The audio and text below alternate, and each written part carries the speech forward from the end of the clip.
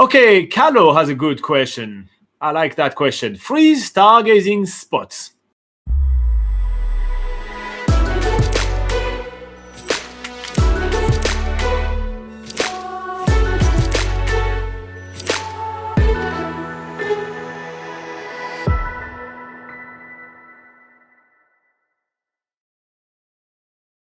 There's lots of free stargazing spots. The good thing about stargazing, right? Let's just get started with that, Kello. The good thing about stargazing is that you literally just have to look up. So you can pretty much stargaze from anywhere. We are living in central North Island. Sometimes we look up and there's some amazing starry skies. So that's pretty awesome. Now, in New Zealand, there are a couple of areas which actually provide even better stargazing. And same thing, you just have to look up and you enjoy it.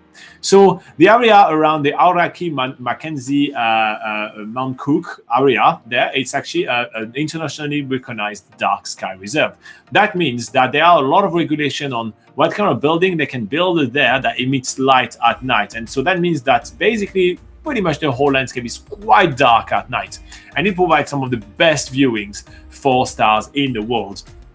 There is actually an observatory on Mount John, for instance, that you can pay and you can go there and do tours and have some equipment and look at. But aside from that, if you are just an amateur stargazer and you don't necessarily want to spend that much money, you're absolutely more than welcome to actually just look up. So a couple of good locations around the area to look up or to base yourself. For example, a couple of the towns are so Lake Tekapo, you did just mention it, where they do have tours there. But if you are in Lake Tekapo, what we would suggest is to simply, drive up the road a bit, get away from the artificial lights of the towns, and just sort of pull up on a safe parking space area at the side of the road, and look up, let your eyes adjust, and you will see amazing stars. Obviously, the later you leave it, if you're going more for midnight, that's when you're really going to get like the most sort of vivid displays of stars. And also you need to have a clear night, and if the moon's too bright, sometimes that hinders what you see from the stars. So there's usually a few conditions for actual good stargazing, but Lake Tekapo is one of them. Mount Cook is also a phenomenal place to do that. So same thing, they do have tours where they will take the full telescopes and everything. And again, all those tours we're talking about, we have videos on this channel of us actually doing that. So you have some phenomenal viewings around the Mount Cook area as well. If you stay there, I strongly recommend you do. It's pretty awesome. Another place, Laura? So Stewart Island, this is the island that's just off the coast of the bottom of the South Island. That's actually an international dark sky sanctuary. And it's one of the good places to also see the southern lights, also known as Aurora Australis, which is basically that sort of green, pinky hues you see coming from the South Pole.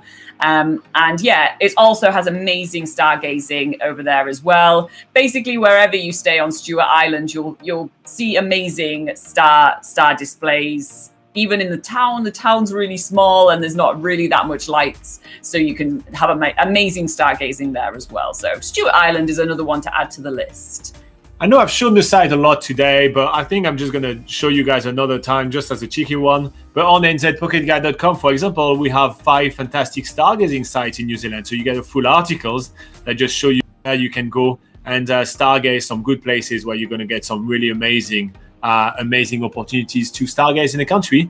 So it's pretty awesome. And I will suggest you check the site. What I'm going to do is that I'm going to put that in the chat box for you guys, so like that you have nice something. Easy link. Yes, I hope are we back on full stuff? I hope we are. Yes, we are. So also, cool. I did see cheekily on that list just there was Twizel as well. Twizel is also part of the International Dark Sky Reserve that's near Lake Tekapo and Mount Cook. So that's another small town in the area where you can stay in one of the nearby campgrounds or holiday parks and look up on a nice clear night when there's not too much moonlight or away from artificial lights, and you'll get awesome stargazing there.